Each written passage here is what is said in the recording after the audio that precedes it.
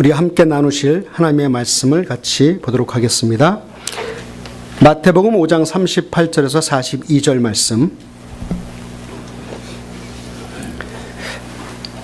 제가 한 절, 여러분들이 한 절 해서 42절을 합독하도록 하겠습니다. 또 눈은 눈으로, 이는 이로 갚으라 하였다는 것을 너희가 들었으나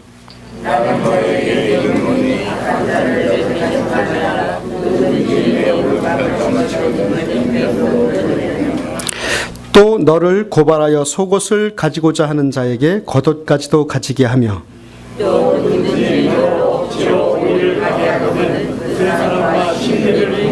함께합니다. 내게 구하는 자에게 주며 내게 꾸고자 하는 자에게 거절하지 말라. 아멘. 예, 우리는 지금 마태복음 5장, 6장, 7장을 중심으로 해서 예수님께서 그 산상에서 말씀하셨던 귀한 말씀을 천국 시민 헌장 시리즈라고 하는 제목으로 지금 은혜를 나누고 있습니다. 오늘은 5번째 시간으로 제목이 바보입니까? 라고 하는 제목으로 같이 은혜를 나누고자 합니다. 그 화폭의 시인이라고 하는 김병종 교수님이 있습니다. 화가가 있습니다. 서울대 미대 교수님이신데요.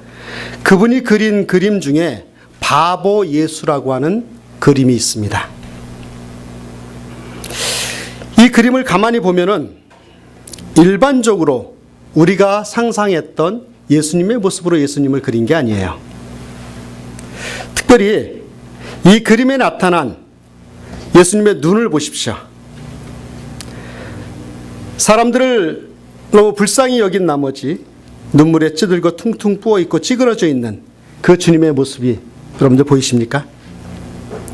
또 입술은 메말라 터져 있고 퉁퉁 부어있고 뼈는 앙상하게 드러나 있는 볼품없는 모습을 하고 있는 그림이 이 그림입니다. 바보 예수라고 하는 제목을. 이 세상의 주인이시지만, 이 세상을 창조하신 분이시지만 자신이 가지고 있는 모든 것을 다 내어주고 가장 초라한 모습으로, 가장 불쌍한 모습을 하고 있는 예수님의 모습을 그린 그림이 이 그림입니다. 물론 이와 비슷한 그림들도 사람들이 많이 그렸어요. 정말 십자가를 지신 그리스도의 모습은 우리가 생각할 때, 우리의 상식으로 볼 때 참 바보 같은 모습이 아니었나 하는 생각을 해봅니다. 오히려 그는 하나님이시면서도 그 하나님의 말씀에 순종하는 그 순종의 모습이 어리석은 순종이었지 않나, 그런 생각도 해봅니다. 예를 들어서 능력이 없거나 지혜가 없는 것도 아니셨었죠. 그분은 하나님이셨으니까. 또한 그가 십자가를 피하려고 했다면 얼마든지 십자가를 지시지 않고 피할 수 있었던 분이 바로 예수님이셨잖아요. 그렇게 피할 수 있었고 능력이 있었고 지혜가 있었던 그분이 그럼에도 불구하고 예수님은 어떻게 우리 인간적인 눈으로 봤을 땐 참으로 바보 같은 삶을 사셨습니다. 하나님이신 그분께서 이 땅 가운데 오셔서 피조물에게 핍박당하시는, 피조물로 인해서 자기가 지은 그 피조물로 통해서 십자가에 못 박혀 죽으시게 되는 그런 바보 같은 삶을 사시지 않았습니까? 그런 예수님이 오늘 산상수훈 첫 번째 장인 5장을 마무리하며 오늘 본문에서 우리가 천국 시민으로 살아가기 위해서 너희들은 바보같이 살라고 이야기하고 계신 본문이 바로 오늘 이 본문입니다.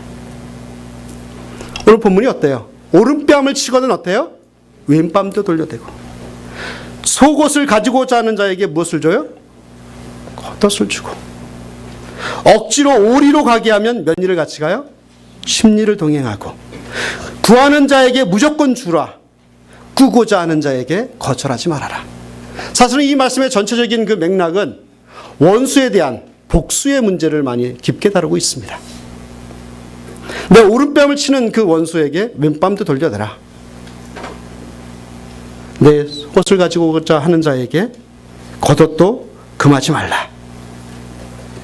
또 오리를 가자 하면 십리를 가라. 너에게 빌리고자 하는 자에겐 무조건 주어라. 꾸고자 하는 자에겐 거절하지 말아라. 이것이 일반적인 사람에게 그렇게 행하라고 하는 것이 아니라 너의 원수에게 그렇게 행하라고 하는 말씀이 이 말씀입니다. 이거는 바보라는 짓이죠. 지금 우리가 사는 이 세상에서 이것은 정말 우리의 가치로 봤었을 때는 바보 같은 짓입니다. 애들 말로 어리삐리한 짓이죠. 그런데요, 주님은 그럼에도 불구하고 그 삶을 살라고 이야기하시는 것입니다. 그래서 오늘 설교 제목을 저는 바보입니까? 라고 정해봤어요. 여러분들 바보십니까? 그렇다면 주님께서 원하시는 바보의 삶은 어떤 삶일까요? 첫 번째, 오른뺨을 치면 왼뺨까지 돌려올 때는 바보 같은 삶을 살라고 성경은 이야기하고 있습니다. 38절과 39절을 같이 읽어볼까요? 시작. 또 눈은 눈으로 이는 이로 갚으라 하였다는 것을 너희가 들었으나 나는 너희에게 이르노니 악한 자를 대적하지 말라. 누구든지 내 오른편 뺨을 치거든 왼편도 돌려대며. 여러분, 뺨을 맞아본 경험이 있으십니까? 있으세요? 없으세요? 저는 맞아본 적이 있어요. 아직도 기억이 나는 선생님이 있는데요. 중학교 2학년 때 그 수학 선생님이 별명이 히틀러였었어요. 그 선생님 성함이 뭐냐면 문길모라고 하는 선생님이었어요. 왜 히틀러냐면 그 시간에 잘하든 못하든 그분 뜻에 따라야 돼요. 정말 근데 그분 특징이 뭐냐면 이렇게 세워서 그냥 뺨 때리는 게 그분의 특징이에요. 근데 내 짝이 있잖아요. 그래서 제 짝이 있었는데 그 짝이 수학 선생님인데 뭘 하다가 풀려다가 못 풀었어요. 그래갖고 못 푸는 것을 제가 옆에서 가르쳐 준다고 좀 가르쳐 주는데 떠들었다고 무조건 일어나라는 거예요. 그래서 제 뺨을 수도 없이 때리더라고요. 왜 때렸냐면 왜 가르쳐 주냐고. 그때 얼마나 억울했는지 모릅니다. 아직도 제가 선생님 이름까지 기억하잖아요. 문길모, 히틀러. 참 억울했습니다. 참 아팠던 기억이 나요. 그런데요, 예수님께서 오늘 말씀하시기를 누구든지 내 오른쪽 뺨을 치거든 어디도 돌려대라, 왼편도 돌려대라. 우리는 어떻습니까? 누가 우리의 오른뺨을 치거든 왼뺨도 돌려대고 있습니까? 아마 안 그럴 거예요. 네 오른뺨을 치거든 그놈의 아구통을 날려라. 이게 우리의 원칙 아닙니까? 사실 이 말씀의 의미를 살펴보면 이렇습니다. 보통 두 사람이요, 이렇게 마주보고 있다가 한 사람이 화가 나서 뺨을 딱 때리잖아요. 보통 이 시대에는, 이스라엘 백성 이 시대에는 사람 일을 할 때나 사람들을 때리거나 어떤 중요한 일을 할 때는 꼭 오른손을 사용하게끔 돼 있어요. 근데 오른손을 딱 때리려고 하면 이 사람이 맞는 뺨이 어디예요? 왼쪽 뺨이잖아요. 근데 말씀하시기를 내 오른뺨을 치거든 왼뺨도 돌려대라 이야기합니다. 이 얘기는 뭐냐면 오른뺨을 사용해야 되는데, 오른뺨을 쳐야 되는데 이 오른뺨을 치려고 하니까 왼쪽 뺨이니까 오른쪽 뺨을 치려면 어떻게 돼요? 이렇게 돌려서 손등으로 쳐야 되죠. 이해가 되시죠?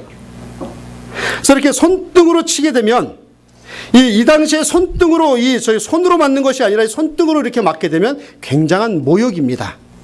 굉장한 모욕이에요. 이렇게 손바닥으로 치는 것도 모자라서 오히려 오른뺨을 이 손등으로 치는 사람이 있을 때에 너희들은 거기에 반응하지 말고 무엇도 돌려대라? 왼뺨도 돌려대라. 라고 하는 의미가 여기에 들어져 있습니다. 그래서 손등으로 뺨을 맞는다고 하는 건 모독 중에 가장 큰 모독이라고 하는 의미였습니다. 그래서 이 당시에 손등으로 사람을 치게 되거나 뺨을 치게 되면 벌금이 자그마치 노동자가 1년 동안 받은 급료와 비슷했습니다. 그 정도로 모욕적인 태도예요. 이 오른뺨을 친다고 하는 것은. 이같이 다른 사람에게 그렇게 인격 모독을 받았다 할지라도 복수하지 말고 왼쪽 뺨을 돌려 대줄 수 있어야 된다고 주님은 지금 말씀하고 계신 겁니다. 근데 상대방이 누구예요? 내 원수예요. 내 원수가 나의 오른뺨을 칠 때에 왼뺨도 돌려대라. 사랑하는 여러분, 우리가 과연 그 말씀대로 살아갈 수 있을까요? 우리 시대에는 이걸 어떻게 적용해 볼 수 있을까요? 이렇게 표현을 제가 해봅니다. 만약에 우리 최집사님이 항상 앞에 앉아서 제가 타겟이 되는데 죄송합니다. 우리 최집사님한테 그렇게 이야기하는 것입니다. 최집사님, 인격적으로 모독당하고 정말 자존심이 상하는 일이 있더라도 욱하지 말아라. 욱하지 말아라는 겁니다. 욱하지 말고 참을 뿐만 아니라 왼뺨도 돌려대라고 하는 것입니다. 여러분, 지난 한 주간 여러분들 어떻게 사셨습니까? 혹시 욱하는 일 없었어요? 아내에게 욱하지 않았습니까? 남편에게 욱하지 않았어요?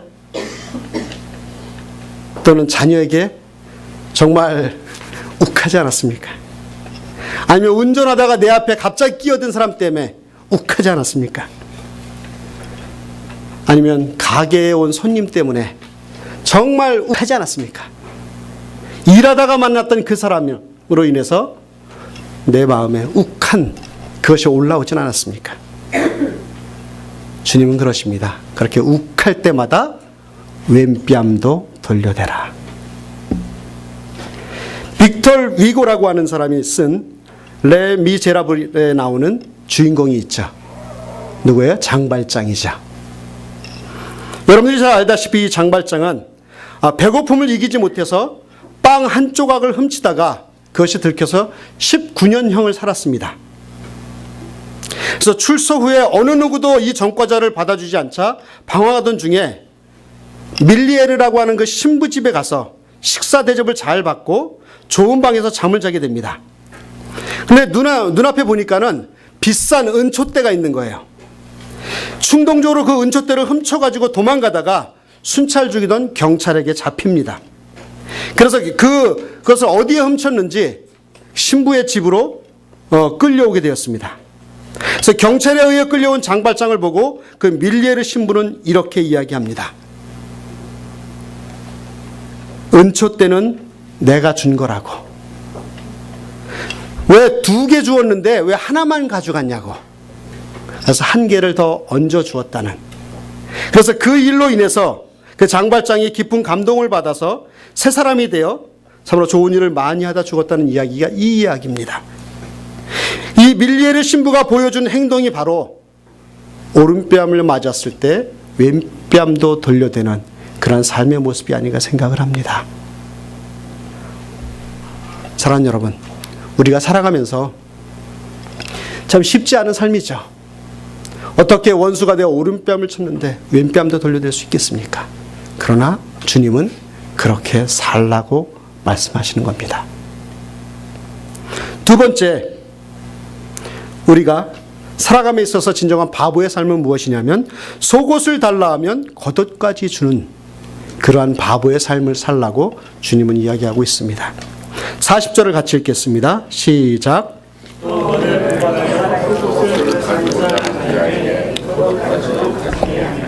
예. 우리는 이 말씀의 뜻을 이해하기 위해서 이 당시의 삶의 모습 속으로 좀 들어가 봐야 합니다. 그때 당시에 옷은 무명이나 이 아마라고 하는 그 저기로에서 짠 한 통으로 된 자루와 같은 것이었습니다. 그래서 그 옷은 우리들이 흔히 보는 여러 가지 색깔로 화려하게 만든 것인데 그것은 꼭 담요와 같은 것으로 낮에는 의복으로 또 밤에는 이불로 사용되어 있었습니다. 그런데 유대인의 법에는요, 이 속옷은 저당 잡을 수 있지만 겉옷은 어떤 이유로도 저당 잡을 수 없다고 이야기합니다. 그 이유는 무엇이냐면 속옷은 저당 잡혀서 빚쟁이에게 줄 수도 있지만 겉옷은 생명과 같은 것이기 때문에 추우면은 밤에 이불로 덮고 자야 되고요. 낮에는 의복으로 사용되어져야 되기 때문에 겉옷은 절대적으로 저당 잡히지 않고 빼앗지 않는 것이 그 당시에 그 풍습이었습니다. 그런데 오늘 본문에 보니까 어떤 단어가 나와요? 너를 고발하여 라고 하는 말이 나오고 있습니다. 이 의미는 무엇이냐면 재판장의 고소를 당해서 모든 것을 다 빼앗기고 마지막 속옷 한 벌까지도 빼앗길 정도로 비참한 상황에 빠졌다고 하는 것입니다. 굳이 입고 있는 속옷까지 빼앗아 가겠다고 하는 것이죠.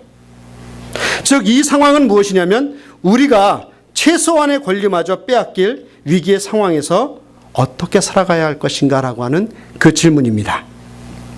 그런데 오늘 주님은 그렇게 이야기합니다.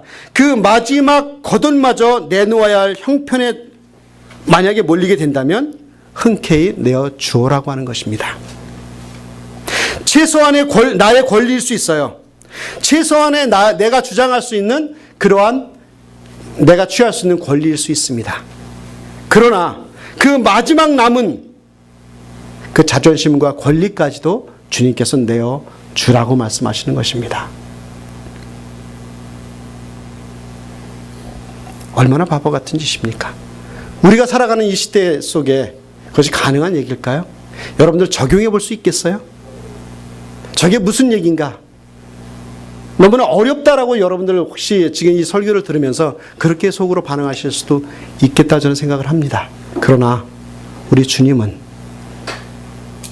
그 모든 걸 다 그 사람을 위해서 누구요? 원수라 할지라도 내어주는 바보의 삶을 살라고 하는 것입니다. 만약에 예수 그리스도께서 그분의 권리를 주장하고 인간이 되기를 거부하고 십자가를 거부했다면 우리에게 구원이 있었을까요? 당연히 없었습니다.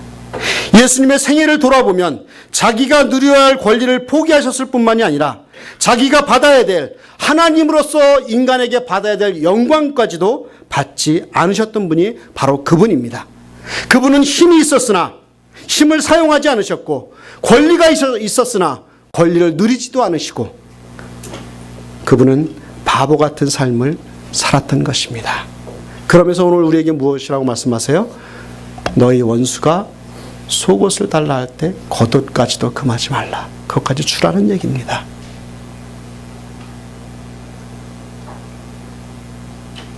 속옷을 달라 하면 겉옷까지 주십시오.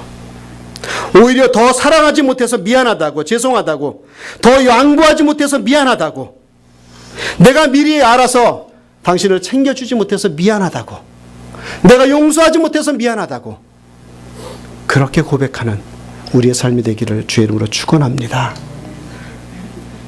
세 번째로 바보 같은 삶은요, 오리를 가자 하면 심리까지 가는 삶이 바보 같은 삶입니다. 41절을 같이 읽겠습니다. 시작. 오리를 가게 하거든 그 사람과 여기에서 특별히 우리가 주목해 보아야 될 단어는 억지로라고 하는 단어입니다. 이 억지로라고 하는 말은 시대적 배경이 있습니다. 특별히 이 당시에 유대인들은 로마 제국의 그 압제 아래 살고 있었죠. 그런데 그 로마법 가운데 로마의 군인이나 로마인들이 길을 가다가 짐이 무거우면 자기들이 다스리고 있던 그 유대 사람들에게 누구든지 불러다가 강제로 오리를 한 1.2km 정도 되죠. 오리의 거리를 짐을 지워 가게 할 수 있는 권리가 있었어요. 내가 짐을 메고 가다가 로마인이 이것이 무겁다 생각하면 지나가던 유대인 아무나 불러서 이것을 너 지고 따라오라는 것이 그 당시에 법이었습니다. 그래서 여기에서 오리는 한 마을에서 한 마을로 이동하는 그런 적당한 거리였었어요. 그래서 로마 군인들은 한 마을에서 아무나 붙들어 다음 마을까지 짐을 지게 하고 또 그 마을에서 지나가는 사람 아무나 붙잡고 억지로 짐을 지워서 그 다음 마을까지 가게 한 것입니다.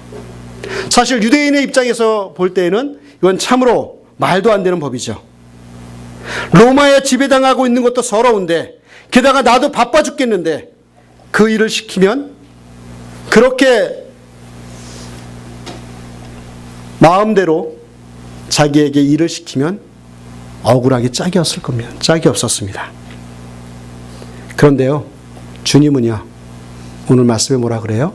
그렇다 할지라도 오리를 가자고 할 때 몇 리를 가요?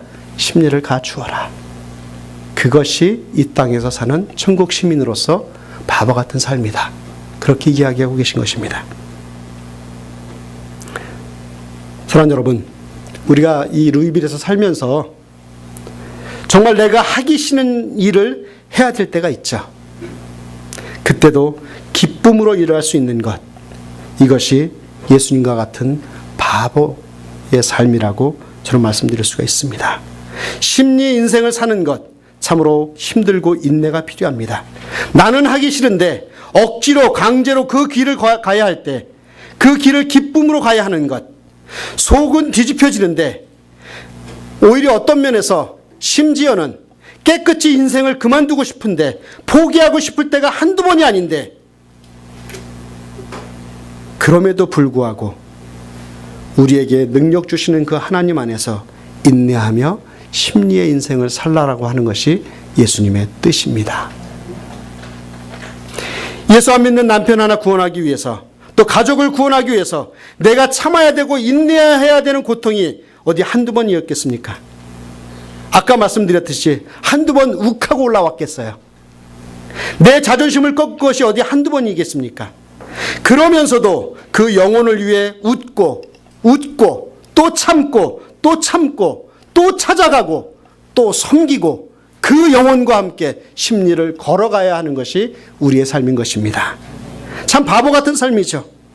그러나 만약에 그런 삶을 살고 있다면 여러분은 예수님을 닮은 바보입니다.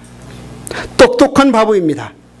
여러분의 오리를 가자면 기꺼이 심리를 가주는 그 인생 때문에 여러분들을 통해서 세상이 바뀌어질 것입니다.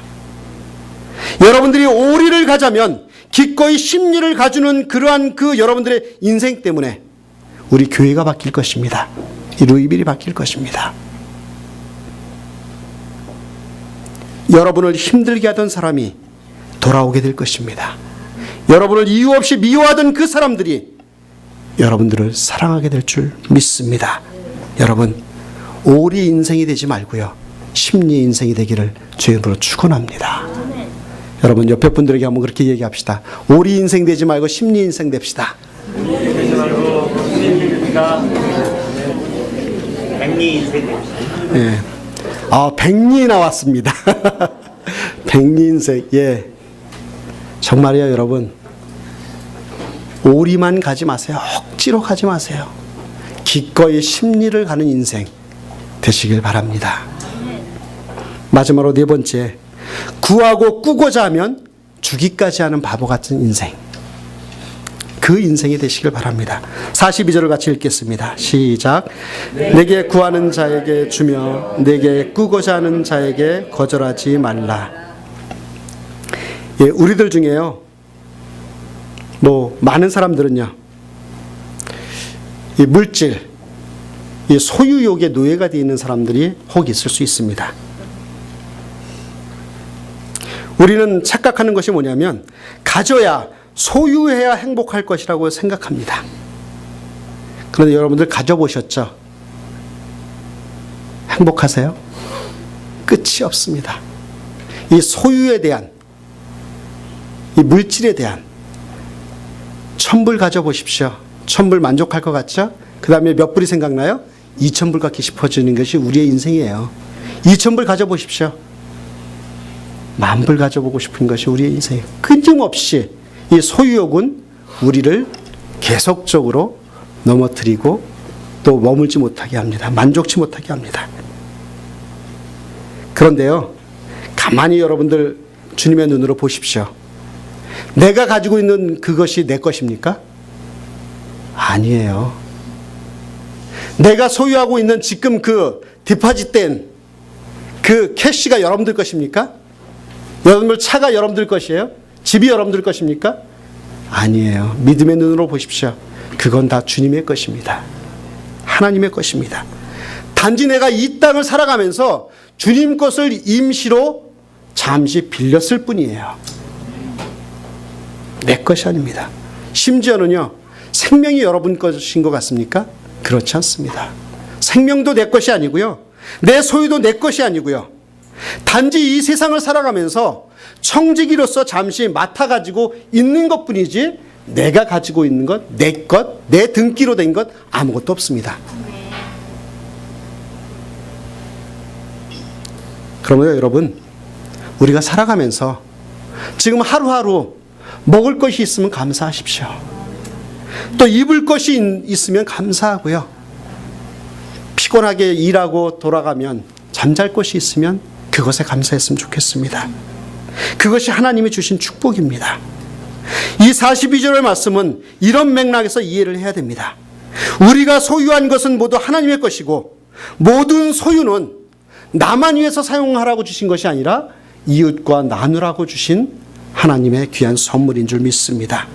그 소유는 우리의 재물이 될 수 있고요, 우리의 지식이 될 수 있고 건강이 될 수 있고 우리의 명예와 우리의 영향력이 될 수도 있습니다. 그것을 이웃과 나누라고 주신 것입니다. 구하는 자에게 냉수 한 그릇이라도 우리가 나누어 줄 수 있는 그 사랑이 주님이 우리에게 분부하신 말씀이라고 하는 것을 꼭 기억하면서 구하는 자에게, 필요한 자들에게 꼭 나누어 줄 수 있는 우리의 삶이 되었으면 좋겠습니다. 사랑하는 여러분, 오늘 이 네 가지의 경우를 통해서 이 세상에서 바보 같은 삶을 사는 예를 제가 말씀드렸습니다. 이 바보 같은 삶이 그냥 우리에게 그냥 이 세상을 살아가면서 살라고 하는 것이 아니에요. 대상이 누구예요? 내 철천지 원수에게 이렇게 살아가라고 하는 것입니다. 문제는요, 우리가 과연 이렇게 살 수 있는가라고 하는 거예요. 여러분들 지금 생각해 보십시오. 어떻게 오른뺨을 치는 그에게 왼뺨도 돌려드릴 수 있으시겠어요? 겉옷을 빼앗는 자에게, 속옷을 빼앗는 자에게 겉옷도 금하지 않을 수 있으세요? 오리를 가는 자에게 심리를 같이 가주는 그 원수와 동행하는 그 삶을 여러분들 살 수 있을 것 같으세요?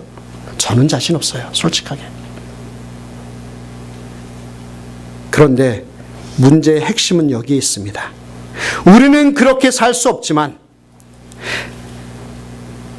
내가 죽으면 그 죽은 내 안에 그리스도께서 함께 하시면 그렇게 살 수 있다고 하는 것입니다. 갈라디아서 2장 20절 말씀 여러분 잘 기억하시죠? 그 중에 핵심 포인트가 무엇입니까? 이제는 내가 산 것이 아니요 오직 내 안에 계신 예수 그리스도께서 사신 것이라. 사랑하는 여러분, 천국 시민으로서 우리가 살아가는 삶은 결코 쉽지 않습니다. 이 땅에서 환영받지 못한 삶입니다. 내 힘으로 살아갈 수가 없어요. 그러나 우리가 살 수 있는 것은 내 안에 계신 예수 그리스도께서 계시기 때문에 그분의 능력으로 말미암아 우리는 살아갈 수 있는 것입니다. 사랑하는 여러분, 우리의 힘으로 살아가려고 하지 마십시오. 천국 백성이라면, 천국의 시민이라면 누구의 힘에 의해서 살아요? 하나님의 힘에 의해서 살아가는 백성입니다. 우리의 노력으로 우리가 얼마만큼 깨끗해질 수 있겠어요? 우리의 노력으로 얼마나 왼뺨을 돌려댈 수 있겠습니까? 겉옷을 금할 수 있는 삶을 얼마나 살 수 있겠어요? 십리를 걸어가는 그 고생을 우리가 우리의 인간의 노력으로 얼마나 할 수 있겠어요? 아니, 내 마음을 아프게 했던, 내 마음을 맺히게 했던, 지금도 내 마음속에 생각으로는 가능한데 마음으로 용서되지 않는 그 사람을 어떻게 우리가 용서하며 살아갈 수 있겠어요? 그 사람에 대해서 어떻게 우리가 바보 같은 삶을 살아갈 수 있겠습니까? 한 가지밖에 없습니다. 오직 내 안에 계신 예수 그리스도를 통해서 우리는 그렇게 살아갈 수 있는 것입니다. 사랑하는 여러분, 우리가 이렇게 기도했으면 좋겠습니다. 주님, 당신 앞에서 나의 모든 것이 십자가에 못 박혀지기를 원합니다. 주님 뜻대로 나의 남은 생애가 바보 같은 천국 시민으로 살아갈 수 있도록 도와주십시오. 예수님께서 나 자신을 위해 죽었기 때문에 내 안에 계신 그 예수 그리스도께서 나를 도와주십시오. 내가 그 삶을 살아가겠습니다. 그렇게 기도하며 살아갔으면 좋겠습니다. 내 마음속에 용납되어지지 않고 내 마음속에 용서되어지지 않는 그 사람, 내가 용서할 수 없습니다. 그러나 주님, 그 사람과 함께 그 사람이 비록 나의 오른뺨을 칠 때 왼뺨도 돌려드릴 수 있고 속옷을 빼앗는 자에게 겉옷을 금하지 않고 또 오리를 가자고 하는 그에게 심리도 갈 수 있는 그런 천국 백성으로 살아갈 수 있도록 하나님 도와주십시오. 힘을 주십시오. 이렇게 기도하는 저와 여러분들 되시기를 주의 이름으로 축원합니다.